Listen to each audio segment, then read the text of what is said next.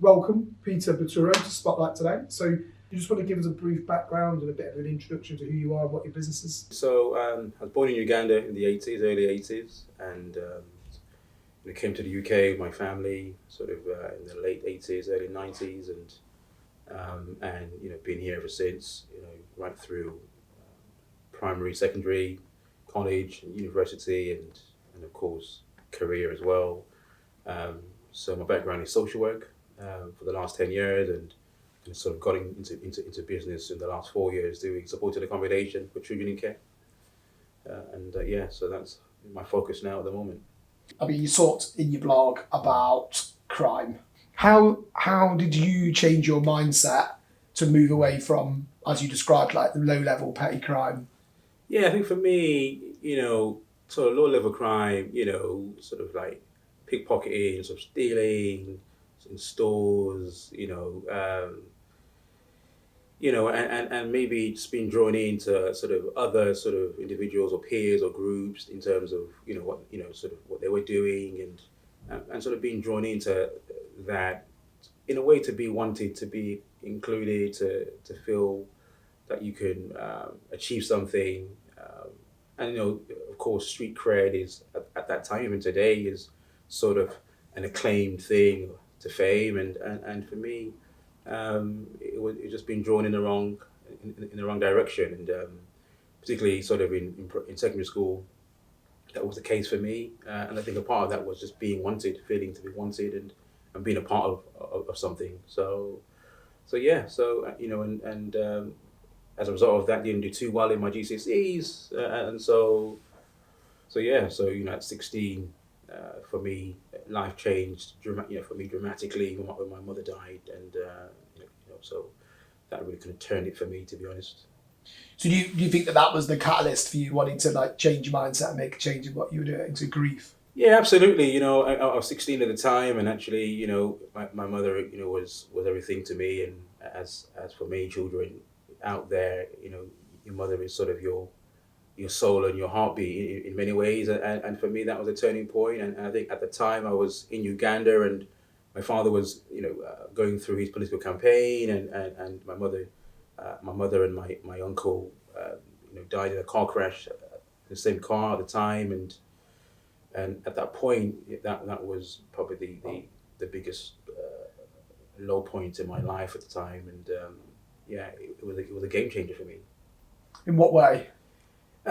Sort of wanting to do her proud, wanting to make use of my life, um, and finding my purpose. Why am I still here? What do I need to do? How do I achieve that? How do I get there? And having her in memory, in mind, was the driving force for becoming the person that I want to be today. And sort of her influence on me was important. We talk about Daniel Priestley, key person of influence.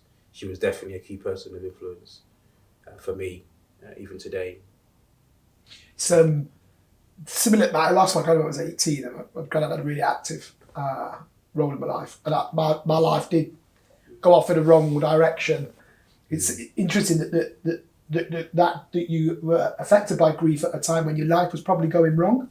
Yeah, I would say so. And at 16, you're still growing, and understanding about your emotions, and for me, it was difficult because suicidal thoughts came to mind, and my thinking at the time was, mom is gone, then I don't need to be here no more. Why am I still here, sort of thing. And so didn't understand what suicide meant, and but I always felt in that moment, I didn't want to be here. I didn't think, I had enough within me to keep going, and there was any reason for me to carry on. And so, yes, I struggled for that. And it was more of an internal battle. And so with mental health, it isn't always the physical element, the external. It's oftentimes the internal, the mind. They say the mind is a battlefield, and your mind can do so many overlaps as you're constantly thinking. So for me, it was more of an internal sort of difficulty for me, and trying to challenge and deal with grief and loss, and what does it mean at 16, and so it was difficult for me, and since then, of course, there's been other challenges.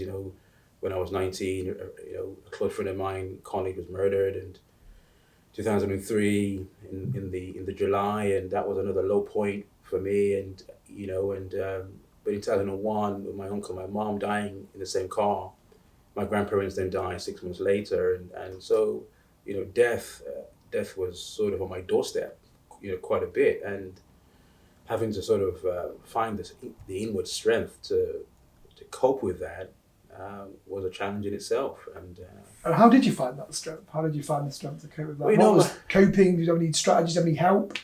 my mom was a very, very charismatic and into her faith. She was very much a born again Christian, and sold her life. In terms of committed to her faith and to her church, and in a way, it inspired me. About her, seeing how she carried herself, how she managed, how she just went about her day to day. So I was always intrigued about, what was it about her faith that made her the person that she was. And when I lost her on the Tuesday, May 22nd, I thought, where do I turn? Do I turn to faith, or do I just continue on a trajectory where it's just a downward spiral? And so I thought, yeah. So I 3 days after, I went to the church that she went to, and had a conversation with, sort of the then pastor, and decided to, commit myself to my life to Christ. And I think that was a turning point. It didn't mean that I didn't have to encounter any other challenges, but it gave me the inward strength that I needed, because I still had to overcome other difficulties in life, and I think that helped me navigate through those things. And I don't think I would have done that without being so into my faith. That was key for me. So it sounds like when your mother passed away and you were dealing with that grief, it sounds like, because your mum was really like strong with her faith, it sounds like that was a natural support group for you to go to try and find a solution to the grief. And a lot of people don't choose to do that. I found the gym eventually, which it was really where I worked through my physical and mental health in that capacity. Do you think that the church provided you with that support mechanism for grief, and then guidance from there? Yeah, I think for me, I was very sort of fortunate to be able to come across sort of individuals within a church that, in a way, sort of adopted me in a way, and being 16, 17, adopted me into their own sort of family, and that really was key for me, because I didn't have a mom. My dad was in politics. I'd come back to the UK, 2002, and so almost having to restart life again in the UK. So I think those individuals, Monica, for example, being a motherly figure for me was absolutely a game changer for me. Growing up in life without a sort of a mother, and even having a father not present, is difficult. So that was key. That helped me navigate through, again, loss and grief and some pain. But yeah, so that was key. Thinking about taking that now to like where you're working today. So you've got quite an amazing business that looks to do pretty great things for people that are pretty underprivileged and not really got been given much of a chance or a foot up in life. And we all, like anyone that knows that's climbed any kind of social ladder, all you're really looking for is one opportunity, and you'll grab it with both hands. I know I took that opportunity, that lucky break, several times in my career. It's like grab it with both hands. But you're dealing with like highly emotive stuff. So like, how do you balance that? Yeah, so in a way, so the idea of doing social work was, again, my mom, my mother, obviously, she was in the social care arena, and I think in a way it was something for me to be able to support young people who perhaps have gone through sort of grief and loss, and elevate and encourage and support them. So I think that was why I did social work. I chose it as a career, and it's been great for me the last 10 years, and in the last 4 years I've decided to open my own sort of social care business, and that's almost in a way designed to support children in care, between sort of 16 and 18, to give them that support that perhaps I didn't have when I was 16. So for me, it's a great space for me to be in, and boldly. The name itself is pretty key. It's creating boldness. How do you become bold and courageous when you're going through life, and the leap is taking the next step? So it's the name itself is quite poignant, purposeful, and that's what I want for young people, to be bold in life and seize the opportunities they get. Why though? Why do you want to do that?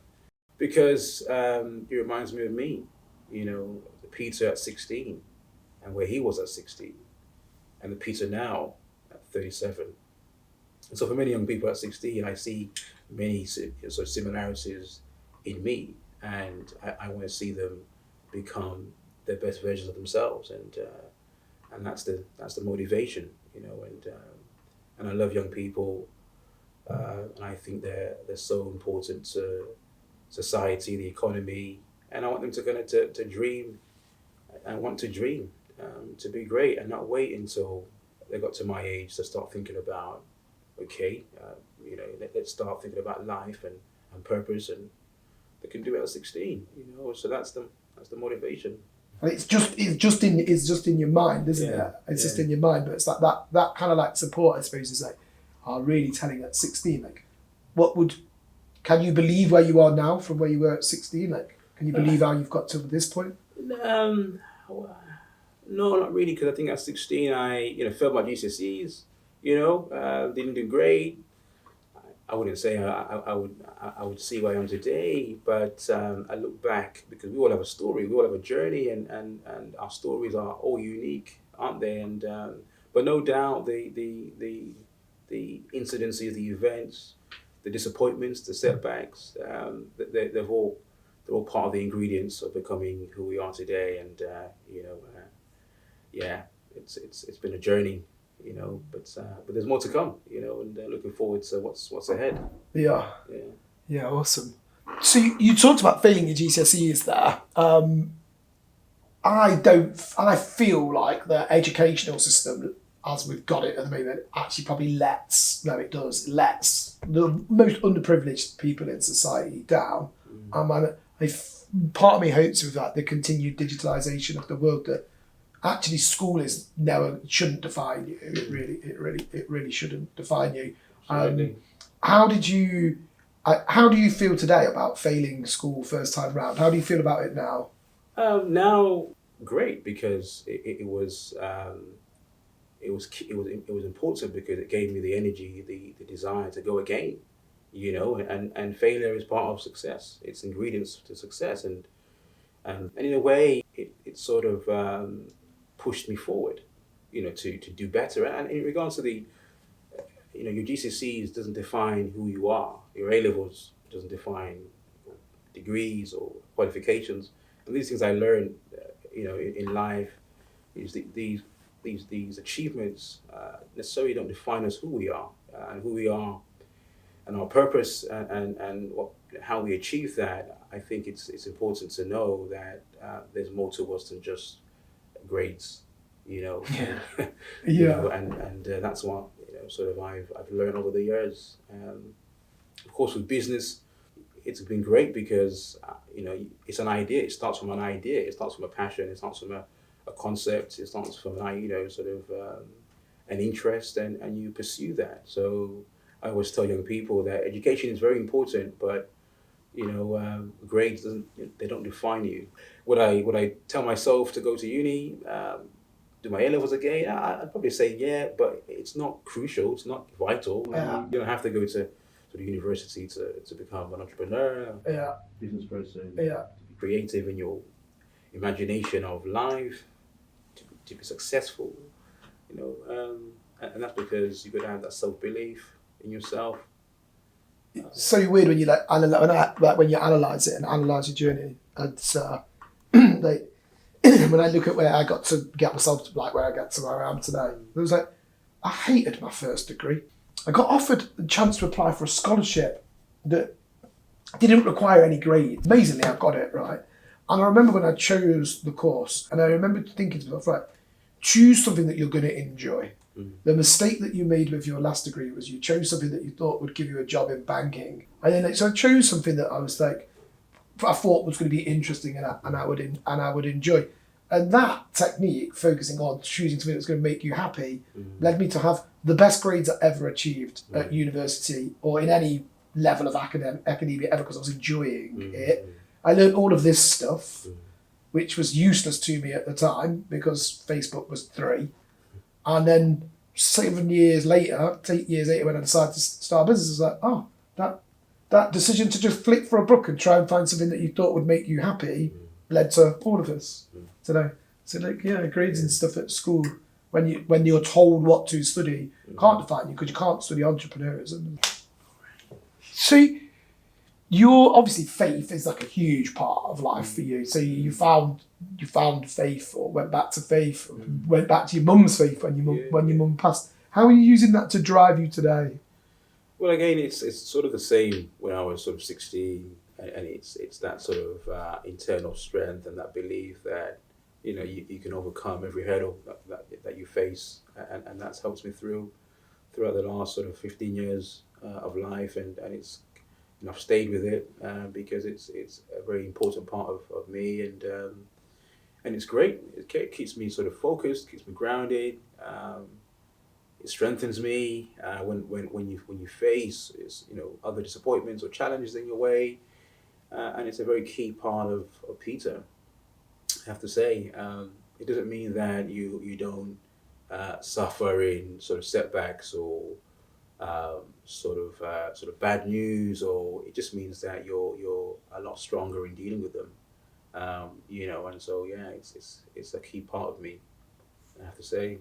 Interesting. One of the things that you talk about in your blog is like your multiple roles. So you father, son, like you got multiple things going on. One husband, you got the business, you got all these young kids as well that you're helping in the business, and obviously you've got your faith, which is probably a pretty big commitment to you as well. Like, I'm just trying to what are you doing? Like, what advice would you give to someone with regards to like balance with all of those things going on? Trying to find a place of centre, trying to find a place of balance. That's a good question because sometimes life can overtake you. It's sort of life can be very busy, and you can sort of forget yourself in the process. And I think finding time for you is important, whether it's an hour in the gym in the morning, whether it's a half an hour coffee in a coffee shop. Finding time for you to just gather your thoughts and re-energize and go again. And of course, having different sort of hats that I wear. It's challenging, but at the same time, my focus is why I do what I do. Keeps me grounded and keeps me focused. Of course, making sure that home life is important, because home life is very important. My daughter, she's 2.5, and I'm going to be there with her and for her, and the wife and my foster child, and so family is very important, and giving more of me to them is important. Of course, in social work as well, that's sort of very important as well, and also running a business that you manage a team and look after young people as well. So it's giving. Everybody wants a piece of me, and you have to be able to just kind of allocate and just give more of yourself to others. And have you found the removal of people? Have you removed people from your life that don't fit in this balance? I think naturally that happens at times. Naturally it happens because 1 minute you're talking to someone consistently, and the next minute it just gradually they phase out. And I think naturally, as you head into another direction in life, I think sometimes there are people who are with you for a season, for a month, and for a time, and then they go, and then there are those who are with you throughout your life journey. So people are there with you seasonal. And for a reason, and so that I remember, but those that are with me for a very long time over the last 10 years, I have them with me on my side, and they keep me grounded, they keep me in check, and that's important to have. Just for example, somebody in the boxing ring, you've got your coach in the ring, telling you that you've got to slow down, you've got to gather your thoughts. So they always say, "Show me your company, and I'll show you who you are." And I think the company you keep is important. They make sure that we stay focused, and sometimes we don't, sort of have a meltdown.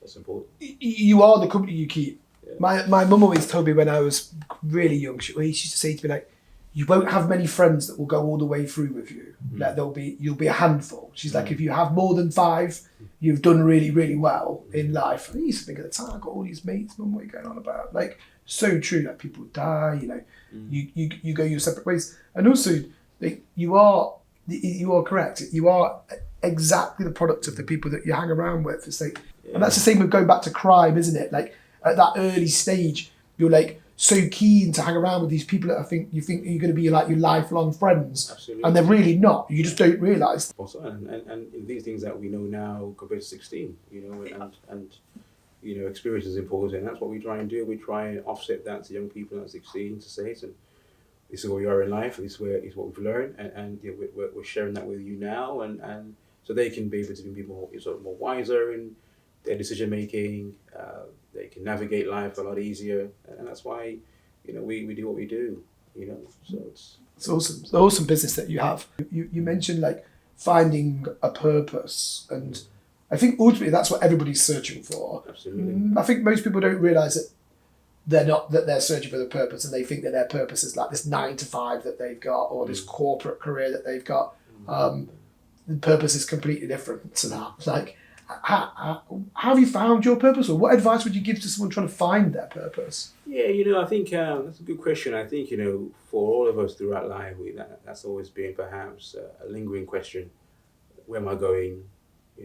What do I do with myself? How do I get there? These are questions that perhaps occur from when we're young, and what you want to do when you're older, and as you get older is what now? I've achieved this, and what's next? I think for me, my purpose is enabling young people to become the best version of themselves. I think, and that's all linked to sort of my own sort of narrative and story growing up as a child and a young person. Encountering loss and grief and suicide and living in different countries and so crime and how does all of that in that story mean to me, and what can I do with it, and I think I found that sort of 10 years ago is enabling others to become the best of themselves, and that's young people, and I've been doing that for the last 10 years, and it motivates me. It gives me fulfillment. I feel satisfied in doing it, and I want to do more with it. I want to do more with Bold Lead. I want to be able to go overseas with Bold Lead, do some work with other sort of youth agencies, particularly in Uganda and as well. So we've got a huge sort of vision about how we want to, develop young people at 16. Towards 18, and that's been sort of my drive. And, Awesome. And then to sort of like come to close, and obviously we've touched upon like suicidal thoughts that you had, and there's something that we share in common. We're living in the bizarrest of times. Mental health is such an important issue right now. And what advice would you give to somebody that is struggling with suicidal thoughts? Like, what's the thing that they can do that can make a change? I think for me, when I was 16 and going through sort of those suicidal thoughts after my mother died, I think it's being silent is the worst thing you can do. They say silence kills. And when you're keeping things inside and no one else knows. I remember when I lost a friend to suicide. He hung himself in a park in London. I think 2016. We shared the same hotel room 4 months ago. I had no idea that he was struggling internally with whatever he was facing. And 4 months later, he was found in a park. That was devastating. You know what I mean? So silence is the worst thing you can do. And go to the funeral. His girlfriend was saying he was great the other day. And it makes you think, we never know what people are thinking in their minds. We never know, and they can put on a brave face, but we'll never really know. So I think it's about being available to those around you. Checking in is important. um, and being creating that space for someone to share and offload is very important. You know, and I think like stepping back from the stigma of it and is to be able to talk about it. And I totally agree. Like I remember when I felt like that's a really dark place. And I had one friend, two friends, but one friend in particular, he rang every day. You know, he rang every day without fail. He rang every day just to make sure I was okay. You know, and I remember thinking that when I started to feel much better, like I'm best man at his wedding coming up. You know, it's just, even if it was new, even if it was like, even if I didn't have anything to say, he just rang me just to see how I was doing. Some days I'd be in really bad shape, and other days I'd be slightly more optimistic. But yeah, it's talking is really important. And I think one of the things that I don't know whether you felt like this, but I had this overwhelming sense of guilt. Actually, I thought if I kill myself, like my mum will be distraught, like my dad will be distraught. I've just lost a childhood friend to suicide recently as well. And then you feel guilty because they didn't speak to you or whatever. So yeah, I think yeah, it's all that you leave behind. I think when I was 16 and go through those thoughts, there it was you become selfish. You think about you. You know, I need to gonna go. I need to end this sort of internal pain and this trauma that you're experiencing. And so, but actually, when you step back, it's about those are left behind to pick up the pieces. And I think that's the most difficult thing. But you know, when you're in the moment, you don't see outside yourself. yeah, That's the reality. But yeah, it's a reality that many people encounter and face. The internal struggles of in the mind and the pressures of life. These things can cause us to sort of bottle things up. And but of course, friendship is important. And in business, I find that business is about relationships. You know, how well you build your relationships determines how well you build your business. And so if you have good relationships in business and even in life, if you have good relationships, it's a win-win for everybody.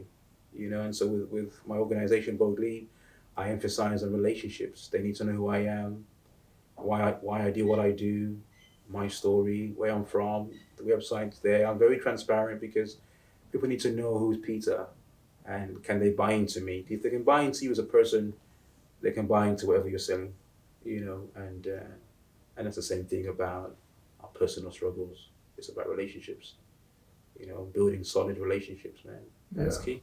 Thank you for being so candid with us. I've really enjoyed that. Really enjoyed talking to you today. No problem. So yeah, Peter Buturo from Bold Leap. Yeah, it's been a fabulous interview, and thank you for like talking about stuff that you know probably could have been painful. You know, I know when I talk about stuff like that, you like, I just even talking about my mate. Then I was like, hold it together, mate. Like Jesus, like it's just because it's but that's part of the problem in it. Like people aren't talking enough about these things, and so thank you so much for coming on to Spotlight today to talk about these things with us. And yeah, thanks for your time. Thanks for the opportunity. Thanks. You're welcome. You too.